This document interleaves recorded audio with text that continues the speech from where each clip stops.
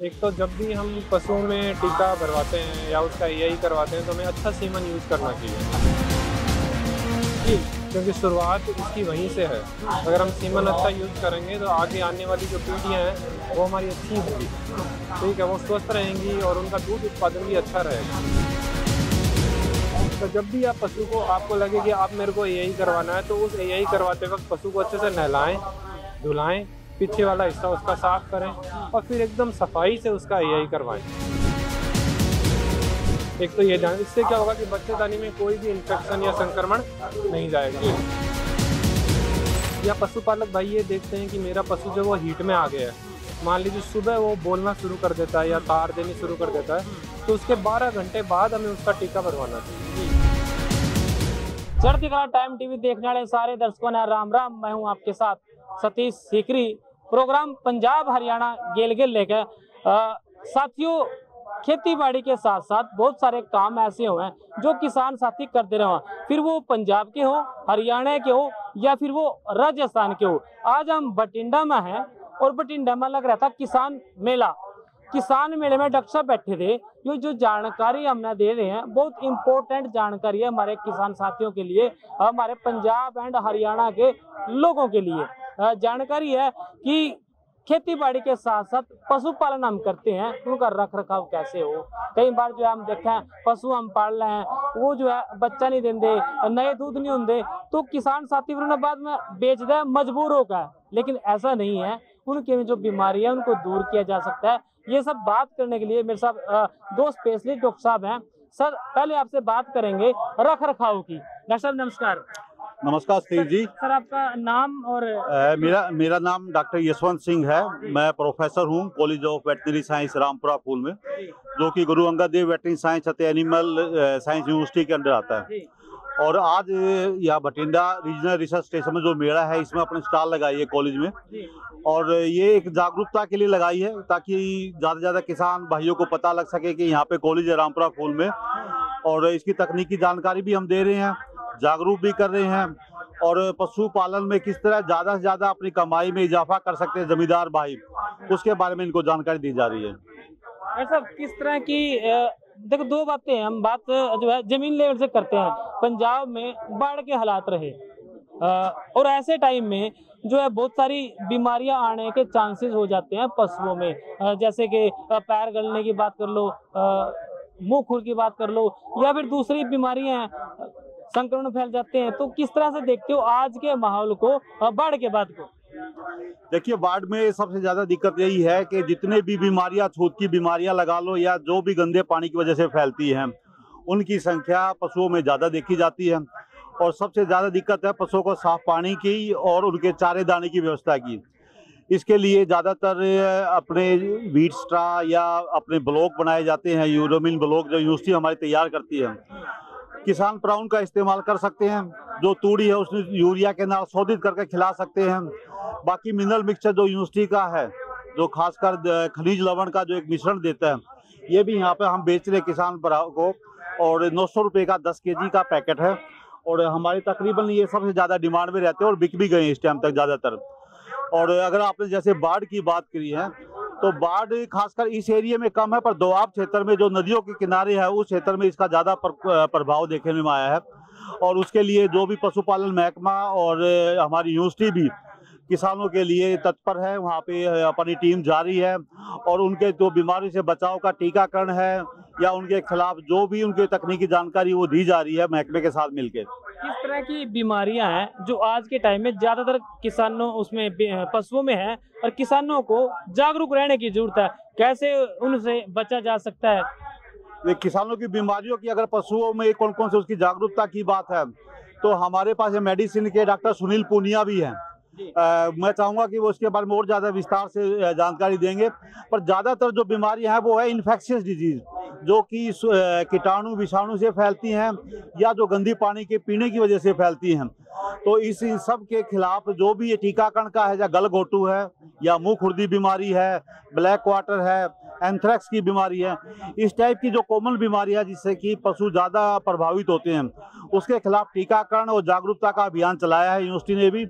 और इनके लिए अलग अलग बीमारी के बारे में डॉक्टर साहब इस बारे में आगे डिटेल में बात करेंगे। धन्यवाद डॉक्टर साहब। पुनिया जी से बात करते हैं। पुनिया जी नमस्कार। सर कैसे हो? बढ़िया, आप बताइए। सर स्वागत है आपका। सर पंजाब में बात करें कि बाढ़ का हालात बने हुए थे, और ऐसे में किस तरह से लगता है कि आपको जागरूक रहना चाहिए लोगों को? बीमारियां कौन सी बीमारियां हैं सीजन में, या फिर आगे आने वाले टाइम में कौन सी बीमारी आ सकती है, किस तरह से उनसे बचा जा सकता है? जो अब बाढ़ के बाद मेन जी बीमारी आई है, एक तो अपनी मुंह खुर की समस्या आ गई। वो तो इसलिए आ गई भाई खुर पशु दे गिले रहे हैं लगातार पानी करके, उस करके फिर पैरों की खुरां की दिक्कत आई है।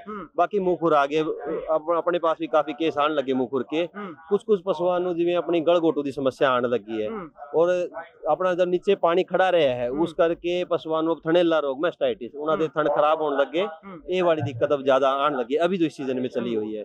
इसके अलावा जो अपनी बीमारियां हैं, जो अपनी ज्यादा दूध वाले पशु हैं, उन्होंने दांतां दी चूरे दी कमी करके जो लंगड़ापन है वो काफी पशुओं के अंदर है। भी मांसपेशी की कमी कमजोरी आ गई, या अपनी हड्डी कमजोर होगी, या नीचे तो जो खुर है अपना वो गलन लग गया, उस करके पैरों की समस्या हुण ज्यादा आई हुई है। तो डॉक्टर साहब बीमारियां आपने गिनवा दी, बचाव क्या है इनका? बचाव ये है कि जब अपन पता लग गया भी एक पशु को बीमारी आ गई, तो उसे बाकी पशुओं से थोड़ा सा दूर रखना है, उसका खाना पीना अलग करना, ताकि आपस में बीमारी ना फैले। उसके नीचे का जो अपना फर्श है वो साफ रखो। जिस पशु ने अपने लगता है भी लंगड़ापन आ रहा है या फिर पैर की दिक्कत ज्यादा है, तो कोशिश करो उसे थोड़ा कच्चे दे रखो। रेता दे रखोगे तो उन्हें थोड़ा तुरंते भी दिक्कत नहीं आऊगी, अपना पशु थोड़ा ठीक रहता है। दाता दा चूरा लगातार सारे पशुओं को पाना भी शरीर की लड़ने की ताकत भी बनी रहे।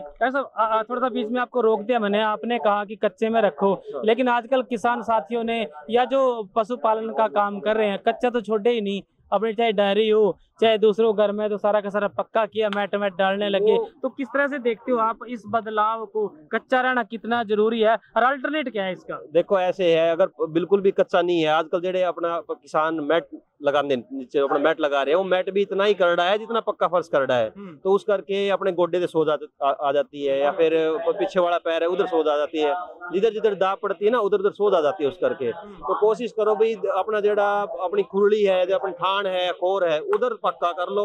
थोड़ी था उन्होंने कच्ची रखनी पऊगी, क्योंकि बहुत बार केस सिर्फ एवं ही है। जेड़ा हुण भी किसान वीर आया कहता है मेरे को बड़ी डेयरी हैगी है, वो उन्होंने पशुओं सिर्फ गोडे सोज आ रही है, मैं कहा कच्चे शिफ्ट कर ले, कह रहे कच्चे शिफ्ट कर दिया फिर आराम आ जाता है। तो इन्ना तो अपन करना पऊगा भी, थोड़ा तो पशुओं वास्ते भी थोड़ी कच्ची थां जरूर होनी चाहिए है।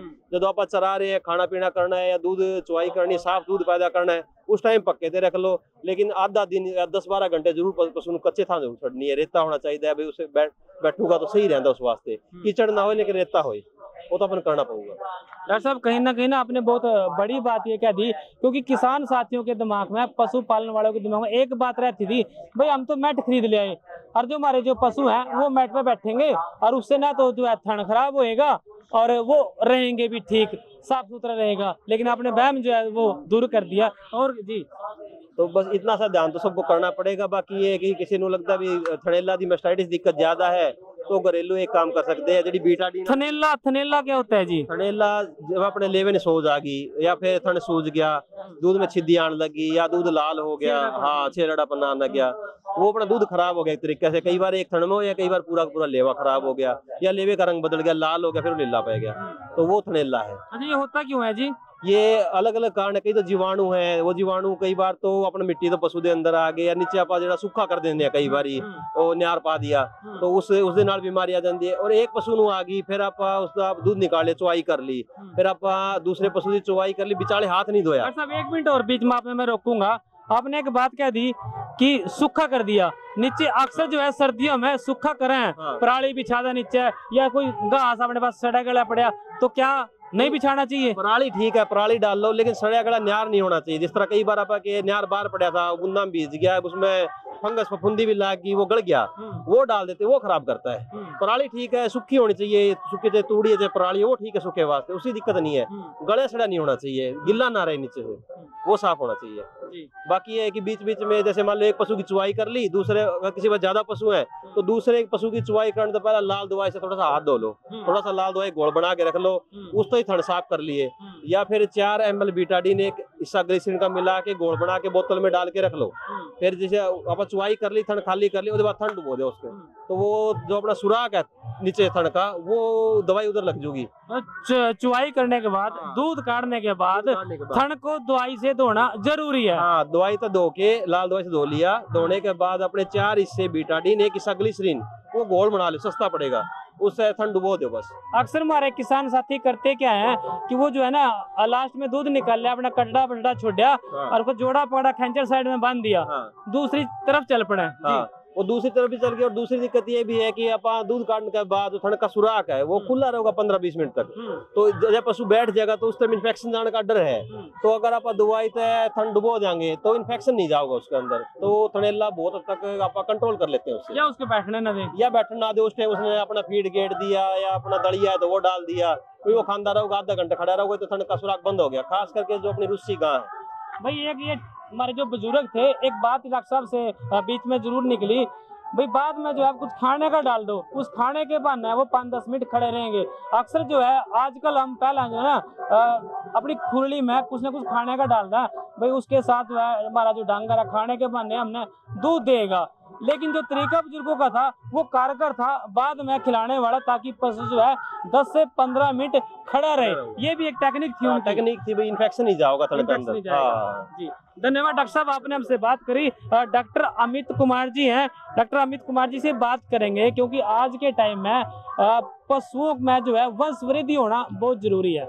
बहुत सारे पशु जो है हमारे बांझ हो जाएं, या वो आगे की नहीं होंगे, या फिर वो रिपीट होती रहे, फिर तंग हो गए किसान, उसने बेच दिया औने पौने दाव में, और किसान को हो जाएगा घाटा, और फिर हम कह दें भाई पशु पालन में फायदा नहीं है, घाटे का सौदा है। डॉक्टर साहब स्वागत है आपका। धन्यवाद जी।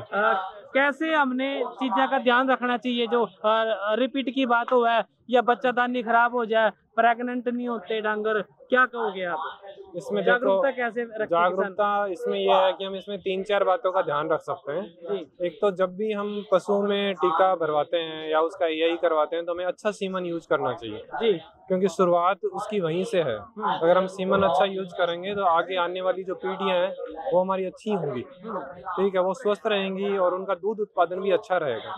पहली ध्यान हमें यहाँ रखना चाहिए। दूसरा, जब भी हम पशु में EI करवाएं तो हमें साफ सफाई का ध्यान रखना बहुत जरूरी है। आपने देखा है कि जब भी EI कराते हैं तो कई बार पशु जो गोबर करने लग जाता है, वही गोबर उसकी EI की गन के लग जाता है, वही EI गन अगर अंदर, अक्सर ऐसा होता है, अक्सर ऐसा होता है। तो जब भी आप पशु को, आपको लगे कि आप मेरे को EI करवाना है, तो उस EI करवाते वक्त पशु को अच्छे से नहलाएं, धुलाएं, पीछे वाला हिस्सा उसका साफ करें और फिर एकदम सफाई से उसका EI करवाएं। एक तो ये ध्यान, इससे क्या होगा कि बच्चेदानी में कोई भी इन्फेक्शन या संक्रमण नहीं जाएगा। दूसरा, इसमें ध्यान रखने वाली बात है कि हमें सही समय का चुनाव करना होता है EI करते वक्त। सही समय का चुनाव हम कैसे कर सकते हैं कि जब भी किसान भाई या पशुपालक भाई ये देखते हैं कि मेरा पशु जो वो हीट में आ गया है, मान लीजिए सुबह वो बोलना शुरू कर देता है या तार देनी शुरू कर देता है, तो उसके 12 घंटे बाद हमें उसका टीका भरवाना चाहिए जी। अगर मान लो सुबह उसने हीट में आया है तो हमें शाम को टीका, अगर शाम को हीट में आया तो अगले दिन सवेरे हमें उसका टीका भरवाना है। गर्मी ज्यादा होती है। हाँ। दूसरा ये है कि टीका हमें ये कोशिश करनी चाहिए कि सुबह या शाम को ही टीका भरवाओ। इस प्रकार का दोपहर में अगर गर्मी का समय हो तो टीका भराना हमें अवॉइड करना चाहिए, क्योंकि जब साहब आपने बहुत बड़ी ये बात कह दी, क्योंकि अक्सर गांव के इलाके में हम देखे हैं डॉक्टर को फोन कर दिया भाई हमारी में ऐसे हमारी क्या हमारा डांगर हीट में आ रहा है, डॉक्टर साहब आज जियो, फिर वो अपना काम करता करता अपने रूट के हिसाब से आएगा, और ये जो रूट की समस्या है ये तो फिर बड़ी समस्या होगी। तो ऐसे का इसका समाधान क्या है? कोई समाधान नहीं रहा, क्या कहोगे आप इस पे? भाई समाधान तो यही है कि अगर बाई चांस मान लो अगर आपको भरवाना भी पड़ जाए तो पशु को कम से कम छायादार जगह पे ले जाएं हम, उसके ऊपर पानी डाल दें, उसको नहला दें तो थोड़ी उसको ठंडक मिल जाएगी। या जहाँ पर कर रहे हैं वहाँ पर कोई पंखा लगा है, कूलर लगा है, हवा का आवागमन अगर सीधा है, क्रॉस वेंटिलेशन है, तो पशु को थोड़ा तनाव हम कम कर सकते हैं। अच्छा डॉक्टर साहब, गाँव में लोग जो है सरसों के तेल में मेहंदी मिलाकर दे दें, कारगर है या फिर वैसे ही वहम है? नहीं, ये तो मतलब वहम टाइप ही है, ज्यादा इसका कोई कारगर नहीं है। और ये जरूर है कि उसको मिनरल मिक्सचर और अच्छा खाना दाना पीना देना चाहिए। क्योंकि मैंने गर्मी वाली बात से याद आई भी, क्या ठंडक पड़ती है, माना जाता भी मेहंदी भी ठंडी है और तेल भी ठंडा है, क्योंकि हम बालों में लगाते हैं तो ऐसी भावना रहती है कि वो ठंडा करता है। किसान साथियों ये जो भ्रम है यह दूर करना ही हमारा फर्ज है भी, ताकि जो अच्छी और बढ़िया जानकारी है जो आपके फायदे की हो वो आप तक पहुंचे। इसलिए डॉक्टर साहब से सलाह ले रहे हैं, क्योंकि अक्सर गांव में ऐसा करते हैं अभी तेल में मेहंदी मिलाई और जो है डांगर ना पिया दी भी, जो है ठंडा रहेगा। जी डॉक्टर साहब। नहीं नहीं, ऐसा कुछ नहीं है। आप उसका स्टैंडर्ड फीड है वो हमें उसको देना चाहिए। उसको मिनरल मिक्सचर जो है वो सबसे फायदेमंद चीज है, वो उसके शरीर को एकदम ठंडा रखता है। बार बार रिपीट होते हैं कई सारे पशु, ऐसे में किस तरह का, किन चीजों का ध्यान हमें रखना चाहिए? रिपीट होने से बचाने के लिए 2 चीजों का मेन सावधानी हमें रखनी चाहिए। पहली सावधानी है कि उसके खाने पीने की खुराक हमें सही रखनी चाहिए। पशु को कई बार हम ऐसा करते हैं कि खाने पीने की खुराक अगर सही नहीं देते हैं तो उसकी ग्रोथ और बच्चेदानी की जो ग्रोथ है वो प्रॉपर नहीं होती। दूसरा है कि समय के अनुसार उसको हर 3 महीने से 4 महीने से कीड़े की दवाई जरूर देना जरूरी है, क्योंकि अगर हम उसको कीड़े की दवाई नहीं देते हैं तो उसके पेट में और आंतों में कीड़े बनने लग जाते हैं। तो जो भी हम खाना देते हैं वो खाने का एक बड़ा हिस्सा कीड़ों के पास चला जाता है, तो पशु की तंदुरुस्ती में कमी आती है।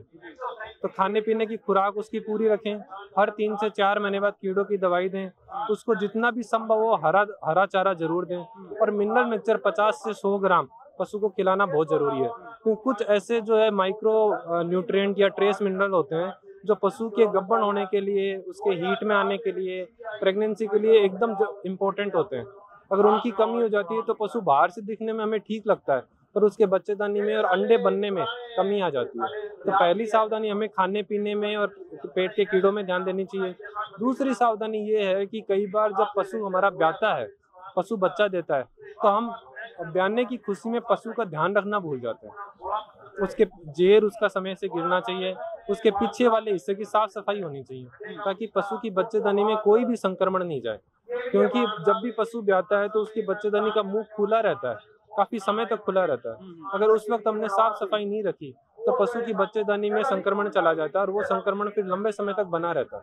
डॉक्टर साहब, फर्स्ट प्रेगनेंसी की कोई उम्र है, किस टाइम होनी चाहिए? क्योंकि अक्सर जो है अगर डंगर हमारा कमजोर रह गया तो वो कमजोर तो है ही है, अगर किसी का भाई खांदे पींदे से कहते ना, खांदे पींदे घर का है, खांदे पींदे घर का डंगर अगर जवान सा हो गया, देखने में तगड़ा हो गया, तो क्या उसको उस तरीके से यूज किया जा सकता है? प्रेग्नेंट का टाइम होता है? देखो, फर्स्ट प्रेगनेंसी की उम्र तो बाकायदा होती है।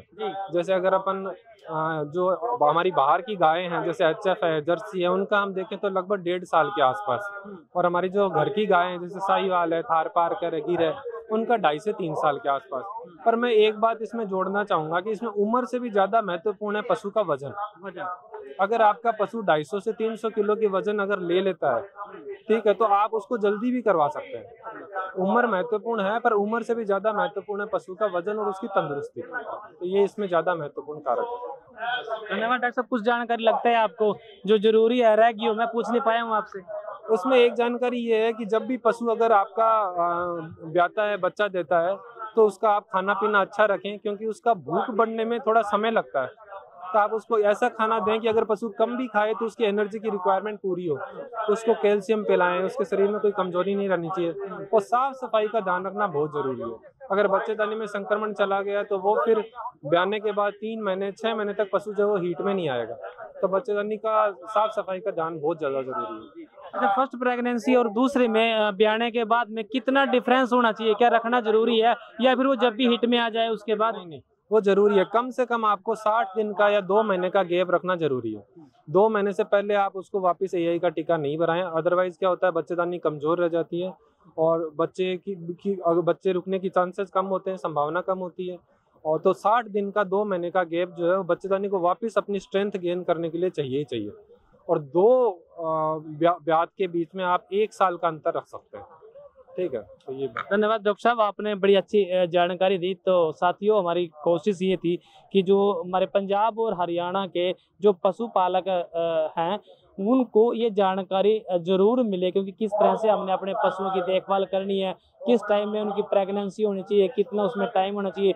कोशिश थी कि ये सारी की सारी जानकारी हमारे पंजाब और हरियाणा के किसानों को मिले। पंजाब में वैसे भी जो है बाढ़ से बहुत सारे नुकसान हो गए, और ऐसे में जो है मुंह खुरकी और जो है पैरों में बीमारी आ गई, पैर खुरने की, तो उसका किस तरह से बचाव है, कोशिश थी वे सारी की सारी जानकारी आप तक मिले। पंजाब हरियाणा गेल में आज के लिए इतना ही, कल फिर मिलेंगे किसी और मुद्दे के साथ, किसी और बातचीत में। तब तक के लिए दो इजाजत, सत श्री अकाल, राम राम। ਸਬਸਕ੍ਰਾਈਬ ਕਰੋ ਚੜ੍ਹਦੀ ਕਲਾ ਟਾਈਮ ਟੀਵੀ ਨੂੰ ਅਤੇ ਲੇਟੈਸਟ ਅਪਡੇਟ ਪਾਉਣ ਦੇ ਲਈ ਪ੍ਰੈਸ ਕਰੋ ਬੈਲ ਆਈਕਨ ਨੂੰ।